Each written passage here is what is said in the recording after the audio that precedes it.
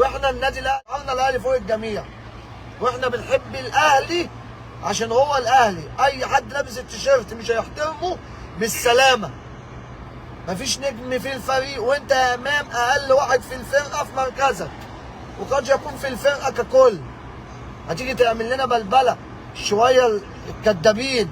احنا مش احمد فتوح يا حبيبي، لا قدر الله هتروح تسكر وتحشش وتقوم خابط حد وتيجي تدفع لك كام مليون.